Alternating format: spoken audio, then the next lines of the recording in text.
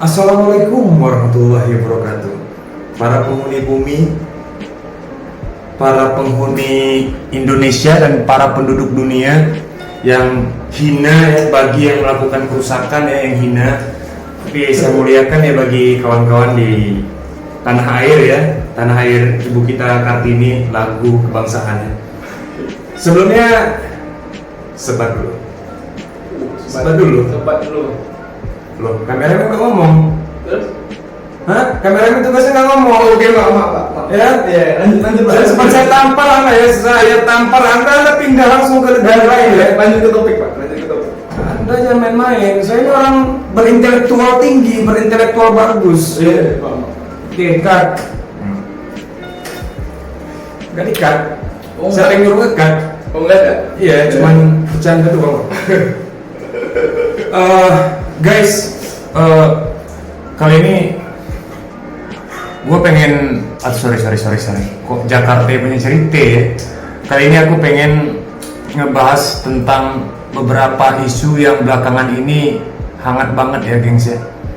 Hangat kayak pelukan mantan ya, gengs. Bikin mantan, Pak ya? Rumah Pak nggak boleh ngomong. Sekali lagi Anda ngomong ya, saya tampar paruh Anda ya. Anda nggak punya mulut soalnya, Anda punyanya paruh. Kayak burung ya, punyanya paruh Anda juga. Paruh Anda terlalu panjang sehingga congor Anda leluasa sekali ya menanggapi saya. Ya. Nah, ini untuk para netizen saya ajarkan kalian itu gerak tubuh namanya. Saya ajarkan kalian jangan ketawa, bereng gitu deh, bereng gitu. Oke, gengs, serius ya, gengs. Kali ini aku mau coba ngulik beberapa hal atau beberapa isu yang sangat hangat lagi, mantan lagi. Balik lagi, jadi bahasa apa yang lagi marak nih? Isunya lagi marak, katanya marak, jangan-jangan dimarak-marakin. Katanya panas, jangan-jangan dipanas-panasin. Itu isu, berita atau gorengan ya, dipanasin. Atau sayur jangan-jangan. Cuma memang harus kita akui, isu-isu yang beredar di negara Indonesia itu kontribusi terbesarnya itu dari media. Dan nggak bisa kita nafikan juga, kita bagian dari media itu, termasuk saya.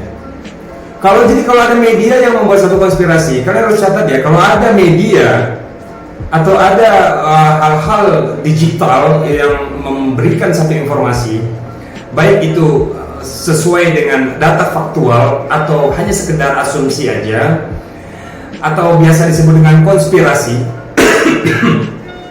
kalian jangan cepat percaya ya. Kalian jangan cepat percaya, dan jangan seperti warga Indonesia banget. Maksud saya gini, warga Indonesia banget yang dalam tanda kurung ya, yang punya perilaku primitif. Ada golongan orang-orang yang punya perilaku primitif. Nama ideologinya itu primitivisme. Primitivisme itu apa? Satu aliran atau produk filsafat dari saya yang melahirkan produk itu. Orang-orang yang memiliki pikiran yang radikal, tidak punya landasan, dan kuno, receh. Ini era milenial. Dan kalian jangan sepele gitu. Jangan kalian anggap bahwa kalian itu udah paling tahu, kalian itu udah paling pinter. Karena di Indonesia ini saya bahkan bisa menghitung, ada satu tokoh di Indonesia menurut saya pinter, bahkan mendekati jenius ya. Kalau saya boleh sebut nama tokohnya itu saya. Waduh. Loh, Anda sepele dengan saya? Enggak dong. Hah? Enggak dong. Oke, berapa satu tambah satu? 2, Pak. Pintar Anda? Iya dong. Iya. Ada SD. Oke, balik lagi gengs. Misalnya kita kalau baca isu-isu internasional, isu-isu misalnya politik seperti perang Ukraina antar Rusia, banyak orang-orang yang menganggap bahwa isu-isu itu sepertinya adalah isu yang dibesar-besarkan ya, seperti isu yang dibesar-besarkan. Apalagi kalau kita melihat tanggapan netizen soal kegiatan peperangan antara Rusia dan Ukraina, dimulai dari invasi dimulai dari invasi Rusia ke perbatasan wilayah Ukraina, ya pada saat itu walaupun belum terjadi agresi militer atau walaupun belum ada putusan dari Vladimir Putin untuk operasi militer terhadap Ukraina, tapi saya langsung melihat tanggapan netizen ini semuanya udah kayak dukun aja gitu, udah kayak paranormal, udah kayak para supranatural gitu. Dan kalian coba melahirkan satu ide dan gagasan di kepala kalian yang sangat suprarasional kalau biasa disebut oleh para peneliti. Ya, peneliti. Ada. Jadi salah satu peneliti itu, ya, atau mungkin pendekar, ya. Ada pendekar yang bilang sama saya bahwa ada hal-hal yang suprarasional katanya, dan dia kaitkan dengan hal-hal yang transcendence atau transcendental. Wah, bagi saya itu terlalu berlebihan ya gengs. Bukan saya mendiskreditkan atau bukan saya melemahkan posisi hal-hal transcendence, tapi justru saya menganggap bahwa ketika kita membahas soal isu-isu transcendence harus ada ruang-ruang khusus atau khususon ya dalam membahas perkara itu. Kita kembali lagi ke tema soal isu ataupun framing media yang beredar belakangan ini. Banyak sekali judul-judul dari para YouTuber itu yang clickbait, dan saya jengkel, termasuk saya sendiri. Anda kenapa jawab, editor? Anda kameramen, tugas Anda bukan ngasih ide. Tugas Anda itu cuma ngedit dan melawak, supaya bisa saya bully. Iya, sorry ya gengs. Saya agak emosi nih, soalnya ini primitif banget ya. Saya waktu itu emang nggak sengaja, waktu saya main di salah satu tempat, di situ ada kayak ruang dari Doctor Strange. Itu ada ruang waktu gitu, saya masuk ke dalam, ternyata itu ada makhluk purba di dalam. Saya kembali ke masa lalu, dan entah kenapa saya punya keinginan nakal, saya comot satu manusia purba dan saya piara. Dan ini manusia purba sebenarnya. Dan kalau kalian melihat tengkorak kepalanya, ya biasa-biasa aja. Kita balik lagi tentang isu-isu atau framing media. Menurut saya framing media belakangan ini udah sangat meresahkan kalau menurut saya. Meresahkan. Kenapa? Kadang-kadang konstruk berpikir kita, ya, atau kerangka berpikir kita terbentuk itu berdasarkan informasi-informasi yang sering kita tangkap, baik itu informasi visual atau mungkin pada tindakan-tindakan sampai kepada tahapan aksi gitu ya. Saya kira itulah yang membentuk karakter seorang manusia. Ketika dia terlalu banyak dicekokin dengan isu-isu atau berita-berita atau informasi-informasi yang sedang hadir dari berbagai macam peristiwa yang terjadi di atas muka bumi kita ini, khususnya Indonesia ya, khususnya Indonesia. Dan kita lihat ada beberapa peradaban atau ada beberapa hal yang kalau kita melihat lebih dalam lagi, khususnya dalam era digital, metaverse ini, ya, teknologi yang semakin high levels, ya, high tech, terutama di kalangan-kalangan, terutama basisnya di virtual ya, basis virtual, baik itu game virtual, baik itu sosial media, baik itu yang lain-lain aplikasi lainnya. Itu semakin memudahkan kita untuk membuat satu frame, membuat satu satu bangunan berpikir itu, ya, atau membentuk satu ide kita di dalam kepala kita itu. Walaupun ide itu justru sangat-sangat keliru, walaupun ide itu sebenarnya tidak layak juga disebut dengan ide. Karena nggak semua hal bisa disebut dengan ide. Daya khayal itu belum layak disebut dengan ide. Ketika hal yang sifatnya imajinatif, dia sudah membentuk satu karya. Bayangan Anda ekstrim juga. Ekstrim juga. Saya kira penampakan ya, sorry ya. Bayangan, kenapa sih ada orang hina ini? Enggak. Gini ini editor ya, editor saya, kameramen saya yang selalu setia menemani saya pada saat saya susah dan pada saat saya senang juga. Saya pasti akan melupakan dia. Ya itu manusiawi sekali ya, manusiawi sekali itu. Tapi enggak, kita berharap baik-baik aja. Jadi ini sebenarnya lebih banyak komedinya sebenarnya, komedi receh, komedi garing, komedi absurd, komedi abstrak yang nggak jelas. Tapi ini semua untuk masa depan saya. Enggak. Sebenarnya saya punya keinginan besar, maksud saya bagaimana spesies kita ini bisa semakin berkembang. Bukan berkembang karena teknologinya berkembang, jangan salah ya, teknologi berkembang, tapi SDM kita justru menurun, kualitas SDM kita menurun. Itu belum masuk kategori berkembang namanya. Tentu sifatnya justru tidak simbiosis mutualisme, tapi simbiosis parasitisme.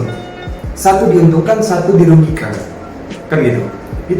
Itu hal-hal seperti itu sebenarnya harus kadang-kadang kita lupa. Jadi seolah-olah ini negara udah berkembang, ini sekarang nih era milenial, sekarang era globalisasi, semuanya sudah semakin efektif, semuanya semakin efisien, semuanya semakin mudah. Akses kita itu terhubung karena berkat perkembangan teknologi. Tetapi jangan salah, karena kita terlalu idolakan teknologi, karena kita terlalu mendewakan teknologi, jadi kita tanpa sadar kualitas kita itu tidak kita soroti. Kualitas diri kita tidak asah. Makanya saya susah ya, maksud saya contoh ya, saya ingin menanggapi salah satu public figure, publik yang sebenarnya belum jadi figur ya. Figur yang belum masuk kepada tahapan publik, masih figur ya, figur-figur di komunitas saja, komunitas kecil. Contohnya siapa tuh? Itu loh yang rambutnya berantakan. Dia dari kalangan Habib Kribo. Habib Kribo namanya. Habib Kibo Pak ya. Di KTP juga Habib Kibo ya. Mungkin lah orang tuanya tidak sangat ini sekali ya. Wah, nista. Enggak, itu asumsi ya, Itu asumsi. Contohnya Habib Kibo. Saya melihat perdebatan Habib Kibo dengan beberapa orang ketika dia menanggapi soal kegiatan-kegiatan dari kalangan umat Islam yang lebih condong banyak gerakan-gerakan atau kegiatan-kegiatan dari beberapa kelompok ataupun oknum mungkin dari beberapa kelompok dari kalangan umat Islam itu terkesan radikal, intoleran, dan gerakan-gerakan itu seolah-olah membuat resah ya, seolah-olah berpotensi untuk menimbulkan kekacauan yang lebih besar di Indonesia. Wah, ada apa? Apakah memang benar sudah terjadi kekacauan itu? Dan parameter potensi si Kibo itu dari mana? Dari rambut. Dia membuat satu parameter rambutnya gitu, semakin panjang rambutnya yang mengkriwil itu, berarti itu bukti bahwa Indonesia akan semakin kacau gitu. Gak bisa gitu lah. Saya nggak nganggap bahwa pernyataan Habib Kibo itu 100% benar dan 100% salah. Ada beberapa pandangan yang menurut saya, bahkan ketika dia masuk kepada kajian filsafat, saya kira ini orang berada pada aliran yang mana saya bingung. Konstruk berpikirnya itu merujuk kemana saya juga bingung. Mau dibilang paham apa? Materialisme, rasionalisme, empirisme, realisme, konstruktivisme. Jadi alirannya kemana gitu. Cara dia berpikir apa? Liberty atau liberal gitu, dengan pikiran dia yang liberal, bahwa dia memaknai sebuah peristiwa, dia mengartikan sebuah peristiwa itu sesuai dengan idenya aja, sesuai dengan konsep berpikirnya aja. Walaupun narasi itu dia bungkus rapi mungkin, yang seolah-olah narasi atau opini yang dia bangun itu berpihak kepada hal yang fundamental. Justru saya melihat dampak dari kegiatan Kibo itu, ya sorry, menurut saya pribadi, saya tidak menggiring opini ya, saya tidak membangun satu hal-hal yang naratif sekali untuk mengajak, mari teman-teman kita tolak Habib Kibo, kita boikot Habib Kibo. Saya nggak mengatakan itu, saya mengatakan itu, saya tidak mengajak atau menyarankan atau menganjurkan hal seperti itu ya. Mungkin kameramen saya ya, gitu ya. Jadi kalau udah orang polisi ya dia aja gitu, jangan saya. Ya merokok dulu lah. Dan saya nanti bakal pretelin dan bakal ulik-ulik perkataan Habib Kibo. Ada beberapa logical fallacy yang saya catat gitu. Salah satu logical fallacy adalah argumentum ad ignorans, argumentum ad populum, dan argumentum ad hominem. 3 unsur ini, 3 jenis logical fallacy ini, kecacatan dalam berlogika untuk membangun satu narasi yang seharusnya narasi itu terdiri dari keterangan-keterangan yang mempunyai landasan, ya, landasan berpikir yang kuat, pijakan yang kuat, sehingga bisa melahirkan satu hipotesa yang hipotesa itu bisa dipertanggungjawabkan, tesisnya bisa dipertanggungjawabkan, dan kita juga dengan senang hati menyediakan antitesisnya. Syarat dialog itu bukan syarat dialog. Kalau menurut salah satu bapak dialek yang dikenal yang disebut dengan Hegel, ya. Jadi kalau Hegel itu, atau nggak usah Hegel deh, misalnya syarat-syarat kebenaran masuk kepada filsuf Immanuel Kant. Kebenaran objektif, subjektif, dan intersubjektif. Ketiga syarat kebenaran ini harus dipenuhi. Apa syaratnya? Harus memiliki aksioma. Kan gitu. Aksioma ini juga memiliki turunan, memiliki hierarki yang berangkat dari epistemologi, ontologi, etimologi, terminologi, mengkaji dari aspek sosiologi, psikologi, historis, kan gitu. Banyak sekali. Dan unsur-unsur itu harus dikumpulkan. Nggak asal congor aja langsung ngomong. Menurut saya, para habaib ini, para kelompok ini, para golongan ini, sekte ini, kubu ini, dari benda ninja ini, apa kayak istilah-istilah Konoha yang dia pakai itu, bahwa ini salah, ini sesat, ini harus pemerintah harus segera mengantisipasi orang ini, kameramen contohnya, ya. Buka Anda radikal sekali. Kalau Habib Kibo melihat Anda wajahnya radikal gitu. Ada yang salah dengan bulu mata Anda. Bulu mata Anda? Iya, bulu mata Anda bermasalah, apalagi masa depan Anda, ya. Oh enggak. Masa depan kita cerah dong seperti lampu. Saya bukan Anda, enggak kita dong, kan gitu. Jadi itu ya. Kameramen, sekali lagi Anda gerak-gerak, saya tampar handphone ini. Siap. Ya. Anda konsisten, tegak. Ya. Baik. Jadi maksud saya, Habib Kibo itu selalu membangun narasi-narasi yang justru membuat kita berpikir bahwa apakah benar, ya? Jadi kita bertanya-tanya, apakah benar Islam, kelompok-kelompok Islam itu sekejam itu, sejahat itu, kan gitu. Pintarnya Habib Kibo, menurut saya, pintarnya Habib Kibo, dia sisipi isu-isu sejarah-sejarah, ya, yang pernah terjadi di masa lalu. Semisal yang pernah terjadi di masa lalu, contohnya salah satu ormas yang terlarang, semisal, ya, dia menyisipkan satu sejarah yang pernah terjadi di masa lalu. Padahal sejarah itu bisa jadi itu kegiatan yang sangat politis sekali. Ya, bukan berangkat dari ide kalangan umat muslim sendiri. Kenapa? Karena Islam tidak mengajarkan peperangan kecuali dengan alasan-alasan tertentu. Islam tidak mengajarkan untuk membuat kekacauan. Islam tidak pernah mengajarkan untuk membuat hal-hal yang chaos. Islam tidak pernah mengajarkan kekerasan, ya, kekejaman, kecuali ada hukum-hukum Islam yang bisa diterapkan. Contoh pada negara-negara tertentu yang menganut hukum Islam yang berpedoman kepada syariat Islam. Contohnya misalnya Arab Saudi, atau kita berangkat ke BASU, otonomi daerah khusus, di mana contohnya Aceh, hukum Islam, tapi ada beberapa yang diringankan, tidak seutuhnya. Ada kisos gitu, enggak seutuhnya. Jadi, tapi dia bangun, dia bungkus dengan rapih narasi dia. Ya, hati-hati ya teman-teman, ya. Menurut saya ya, hati-hati bukan ke dianya. Kalau mau ke dianya hati-hati, bagus. Bahkan ke siapapun, bagus. Tapi menurut saya, hati-hati menangkap informasi yang beredar. Coba teliti lebih dalam. Arah pembicaraannya kemana?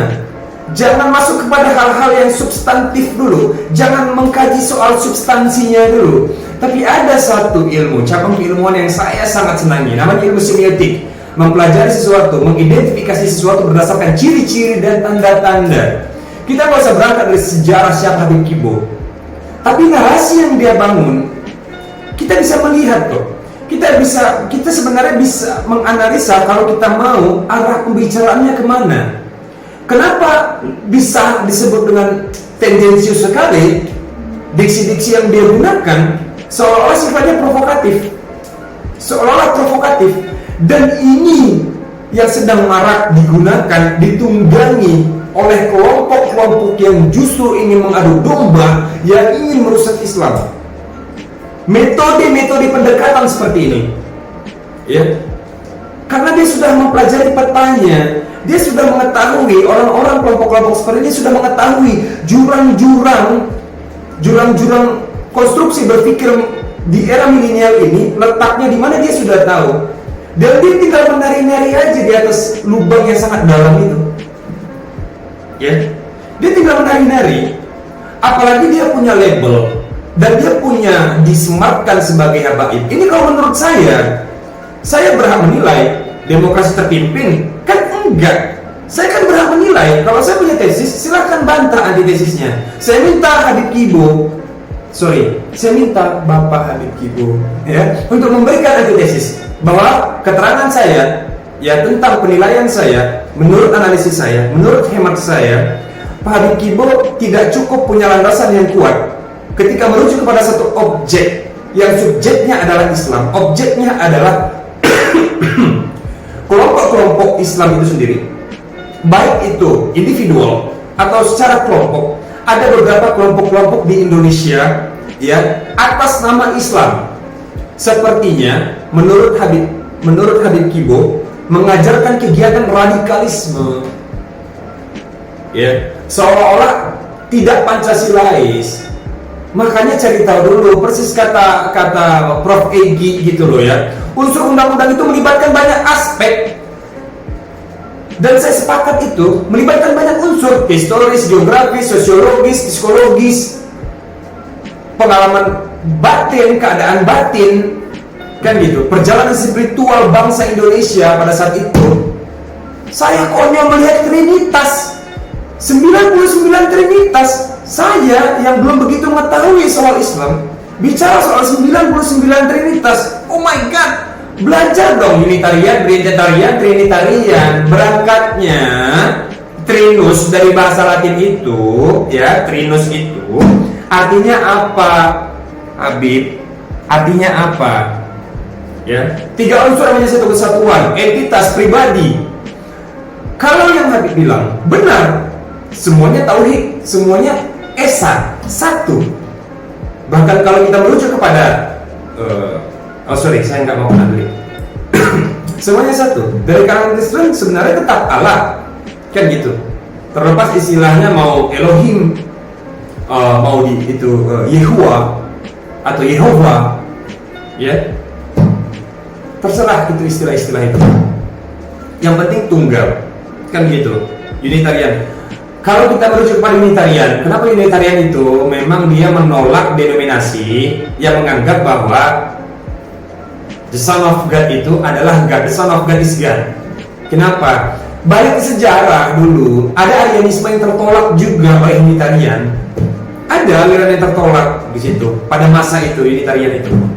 Dan faham dogmatis itu berangkat dari mana? Kalau seolah-olah Pak Habib Kibo ini mengidentifikasi bahwa agama ini adalah produk yang sangat nikmat untuk ditunggangi dalam mencapai tujuan-tujuan politis. Politis itu gak negatif kok, tapi tendensius yang justru melahirkan dampak negatif, itu yang curang, bos. Itu yang curang. Dan Pak Habib ini kelihatan gak sih tendensius? Sebentar, apakah saya ente pernah dengar gak sih aksi-aksi Habib Kibo ini terhadap umat Islam gitu? Enggak. Sekalipun dia membela ini, dia membela itu dari agama Islam sendiri. Menurut saya sih Pak, dia tiba-tiba muncul aja. Bisa laporin dia ke polisi. Oh enggak, canda. Enggak. Anda Iya Pak. jangan kelihatan pintar Anda. Oh iya Pak. Ya? Iya Pak. Saya yang pintar di sini. Oh iya siap. Netizen itu pintar juga, Oh, iya. tapi banyak menghayal. Aduh. Jangan ingat mantan lah. Iya Pak. Mantan tuh bukan diingat ya. Iya. Hanya dikenang doang. Hmm. Dan kenangan bagian dari ingatan. Oh my God, sama aja ya. Iya, tapi jangan diulang-ulang lah ingatan itu. Ada yang disebut dengan law of attraction. Segala sesuatu yang sering diulang-ulang di dalam pikiran kita, apabila itu menjadi konstruk berpikir, menjadi sebuah ide, maka itulah yang membentuk realitas. Walaupun halnya abstrak, dan subjektif sekali, walaupun dia tidak objektif. Nah, pandangan Habib Kibo ini memang subjektif. Ya, secara personality dia mempunyai satu sudut pandang tersendiri dari beberapa kelompok umat Islam. Tetapi masalahnya dia bicara dalam frekuensi publik. Dia nggak berpikir ada potensi besar yang justru berpotensi untuk menciptakan kekacauan yang lebih besar. Kita nggak bisa singkirkan di sini ada mayoritas dan ada minoritas, bukan berarti mendiskreditkan minoritas. Karena unsur-unsur keadilan itu judul besarnya, garis besarnya adalah kesetaraan. Tetapi kita harus tahu kalau kekacauan terjadi, kontribusi terbesarnya semakin besar kekacauan itu, berarti margin of error-nya apa? Probabilitasnya apa? Ditimbulkan dari pihak mayoritas kan? Kalau kacau terjadi di Indonesia, siapa yang menyebabkan pada akhirnya mayoritas membuat kekacauan? Kan begitu. Siapa nih pelaku provokatifnya? Siapa provokatornya?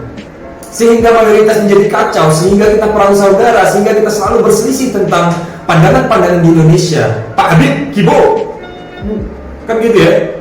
Iya. Dan bisa nggak diganti gitu namanya? Ciri khasnya itu memang unik, tapi kalau saya melihat bahwa ciri khas itu identik dengan orang yang apa ya? Kalau kita pertama kali dengar kata kribo gitu, yang lahir di benak kita itu unsur-unsur apa? Komedi, kelucuan, rasa iba, keren, unik, ganteng, gagah atau apa? Lucu. Kebanyakan lucu ya, Komedi. karena rambutnya tidak umum ya. Iya. Brokoli. Wah, Mister. Tolong penjarakan anak ini. Enggak. Jadi gitu guys. Maksudnya apa jangan-jangan filosofi Habib Kibo adalah pikirannya yang terlalu sukar, terlalu kacau menurut saya, sesuai dengan filosofi Kibo. Kacau, chaos, berlekuk-lekuk, saling mengikat antara satu dengan yang lainnya. Ya. Jadi berbagai macam kecamuk dalam kepala, ya, sehingga mungkin Habib Kibo itu mempunyai filosofi bahwa Habib yang mungkin memiliki pikiran yang rumit menurut saya, rumit sekali. Kenapa dengan lantangnya dan dengan eloknya dia seolah-olah dia seorang sofis yang menganggap bahwa 99 trinitas. Dia nggak belajar kata trinus. Dia nggak berangkat dari sejarah. Sejak kapan ada jenis trinitas itu? God, Son of God, and Holy Spirit. 3 entitas, 3 unlimited yang sekaligus juga salah satu bentuk firman yang sudah berdaging, firman yang hidup. Aku adalah jalan kebenaran dan hidup. Kalau nggak salah ya, kamu kan itu kan? Oh enggak ya? Enggak. Muslim ya? Islam ya Pak. Iya, Islam kamu. Islam. Rambut kamu kok Kibo? Kamu berkiblat sama dia? Enggak ibu ya Pak. Keriting ya? Ikal. Oh ikal ya. Berarti agak-agak iya semi rumit pikiran kamu ya, semi rumit. Jadi itu kan harus kita berangkat dari ontologi, terminologi. Kita harus tahu dong. Kata-kata atau diksi trinitas itu, ya, kata trinitas itu belajar dong ilmu linguistik. Kalau kita mau membahas hal-hal yang tekstual, misalnya hermeneutika, eksegesis, gitu ya. Kita mau mendalami soal lingua. Salah satu pakar linguistik itu misalnya yang saya ingat Juliet Kristeva. Selain daripada kita ingin mengetahui sebuah makna dari hal-hal yang sifatnya tekstual, tidak cukup hanya teks, konteks, dan subteks, tetapi ada genoteks dan ada fenoteks. Dan itu pun tidak cukup mampu. Contoh saya bilang nih, contoh ya, orang yang bersembunyi, orang yang penari diksi. Nih, saya kasih contoh. Salah satu teknik penari diksi. Saya bilang, kameramen, kamu ganteng. Habis itu cukup sampai di situ keterangan saya. Ya kameramen ya. Iya. Terus Makasih, kamu menganggap bahwa itu pujian? Iya Pak. Karena saya ganteng. Padahal itu ejekan loh. Kenapa bisa gitu Pak?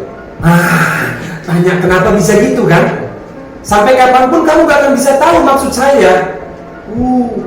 Tujuan apa? Oh, terus? Paruh kamu terlalu panjang aku bilang gitu loh. Kok saya risih dengan paruh Anda ya? Saya tuh kalau hal-hal yang tidak estetik itu saya spektrum mata saya terganggu. Apalagi ada Kibo tidak estetik sekali. Bercanda. Jadi kita kan nggak akan pernah tahu, kameramen nggak akan pernah tahu. Bener nggak kameramen? Bener. Ya. Sampai hari kiamat dia bakal mencari tahu maksud pengembara bilang saya gantung itu apa? Pujian, hinaan, ejekan, kutukan, sindiran, atau jangan-jangan dia punya perasaan. Kamu masih normal kamu kan kameramen? Normal lah. Saya agak geli ya sekarang. Oke guys ya.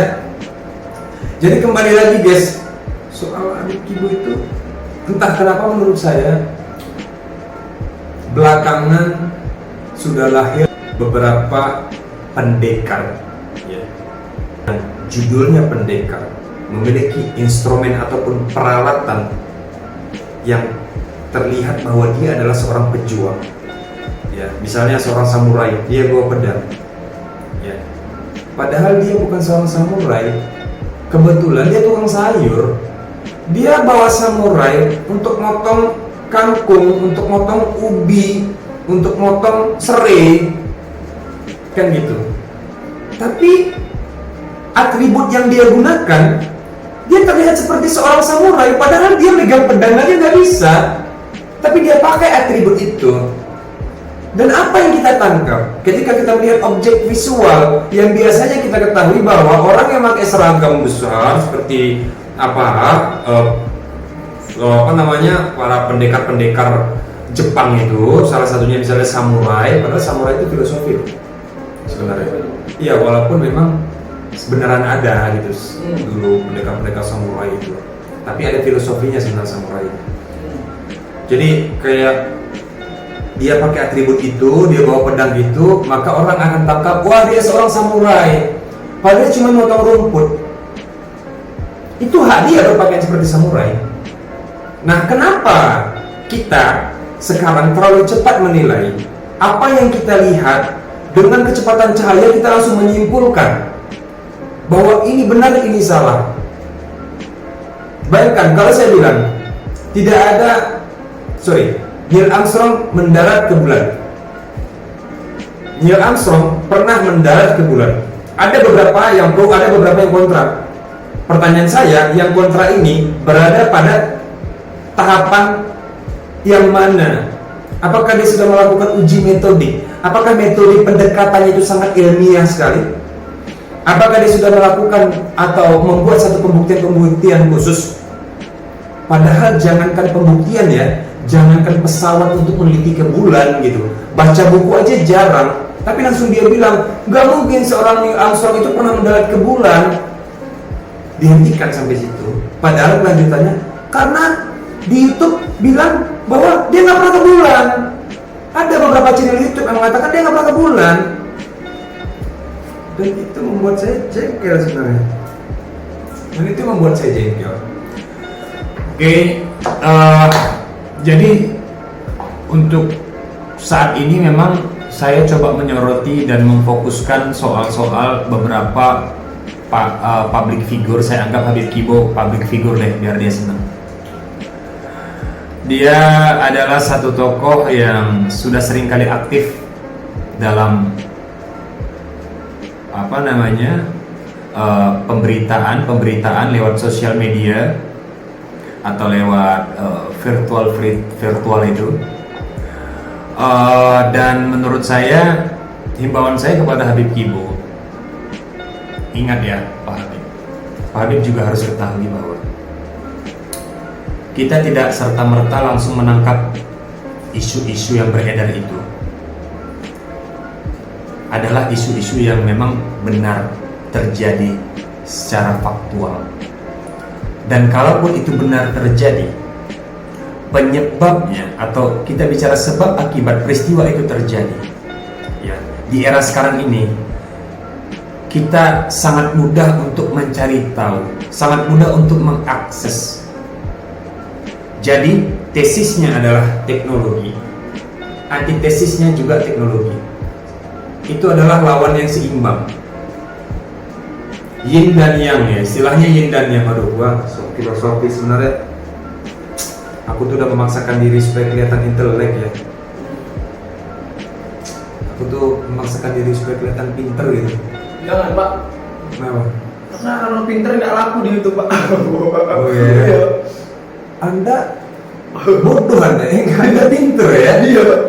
Makanya Anda nggak laku di YouTube ya. Iya nggak laku. Dan saya juga nggak laku. Belum tahu Pak. Aduh. Nggak, bodo amat lah ya, ini demi kemaslahatan umat ini. Bener. Saya akan ikuti teknik Habib Kibo ya, ini kemaslahatan umat. Dan tolong pemerintah soroti ya kegiatan-kegiatan radikal itu, kegiatan-kegiatan liberal itu dari kelompok-kelompok ini, tolong ya pemerintah ya.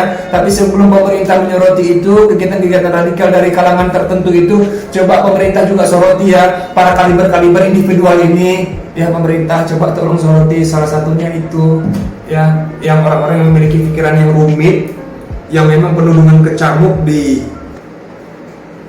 Otak ya Pak. kepalanya, Kepalanya. atau di balik tempurung kepala itu ada banyak pertikaian, sehingga diekspresikan dengan cara yang berlebihan, tidak sesuai dengan porsinya, dan justru melampaui batasan etis dalam Apa itu? Apa itu? Berpikir. berpikir. Ya.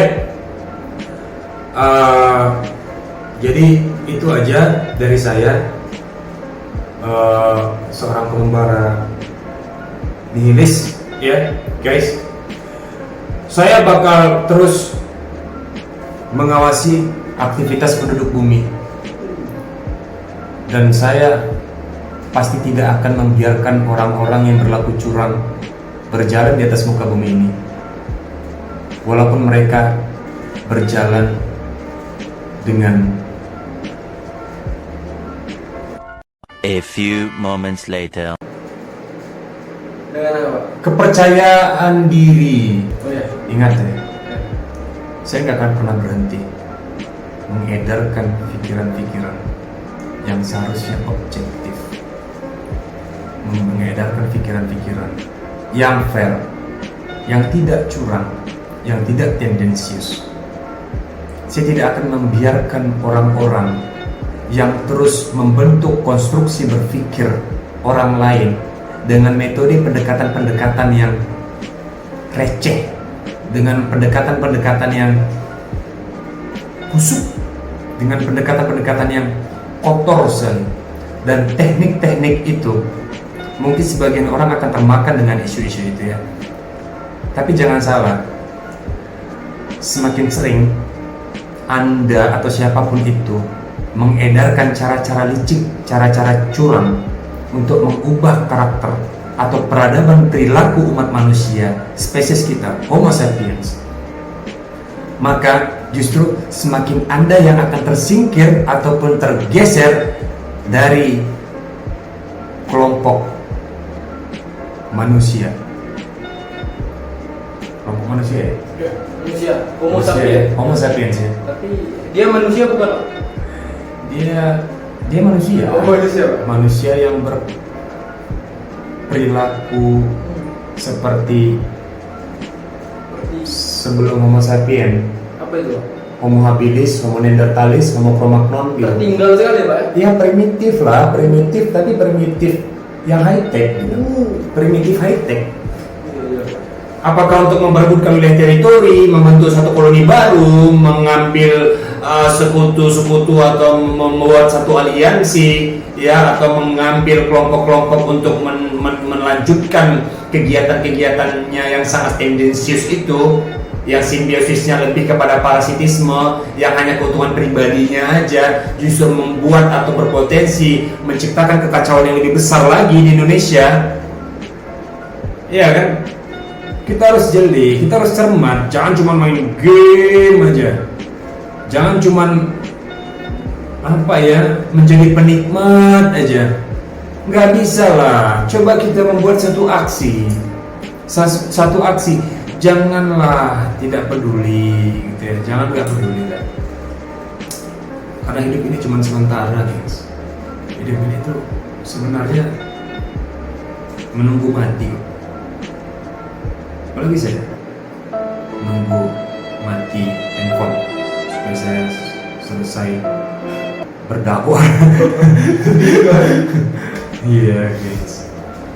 Jadi itu aja ya, gengs ya. Oh iya. Ini awal perdana saya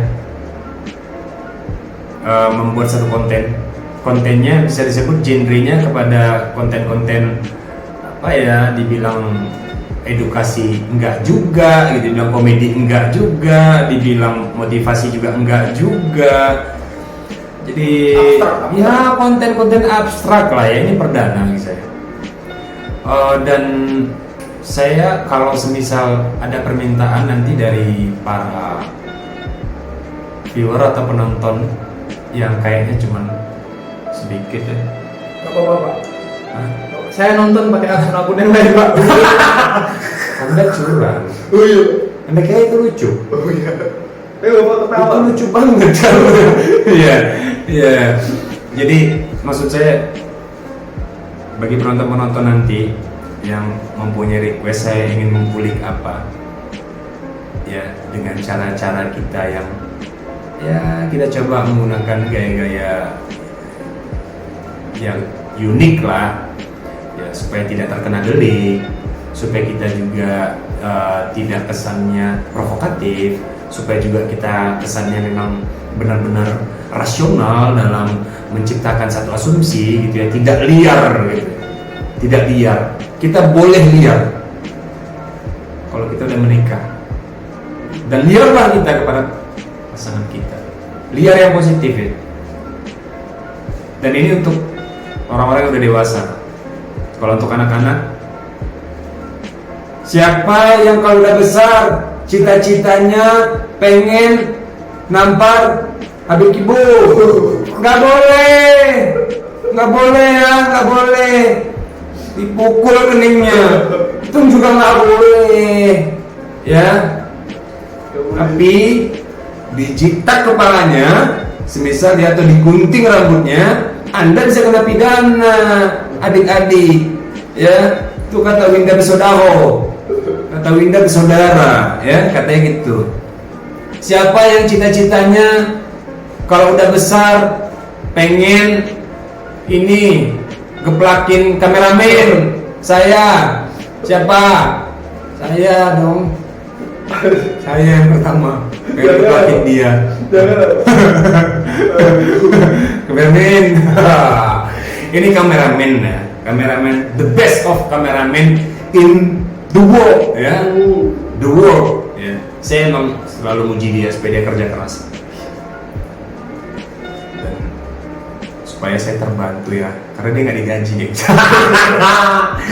Dia tuh cuma saya kasih iming-iming aja gitu, bahwa ingat channel ini bakal besar gitu. Nah, saya kasih iming-iming dia, channel ini bakal besar. Jangan kita jadi bakal jadi orang kaya raya bos. Dalam angan-angan kita, hal-hal yang sifatnya utopis itu kadang-kadang menyedihkan ya. Hal-hal yang ketika kita membuat satu harapan dan keinginan tapi berbenturan dengan realitas, berbenturan dengan keadaan sebenarnya, di situ kadang saya merasa sedih. Oke semua, sampai ketemu lagi di konten-konten selanjutnya, dan jangan lupa subscribe, like, share, buat akun yang banyak untuk menonton channel ini, menonton konten ini. Minimal satu orang kalian harus buat 100 akun. Jadi kalau 10 orang bisa 1000 ya, 1000 jam tayang, dan bisa 1000 subscribernya. Saya minta untuk para viewer buat akun sebanyak-banyaknya dan tonton ini berulang-ulang ya, berulang-ulang, karena paket kalian itu akan bermanfaat jika menonton konten-konten seperti ini ya, penuh dengan keilmuan yang tidak ada hina. Hina sebenarnya. Ya oke guys ya, jangan lupa di subscribe ya guys, karena ini kita sama-sama mensupport, kita sama-sama membangun.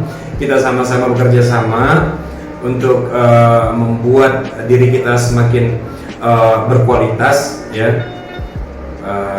Sampai ketemu lagi di konten pengembaraan Iris, apalagi kalau bukan ngobrol dol.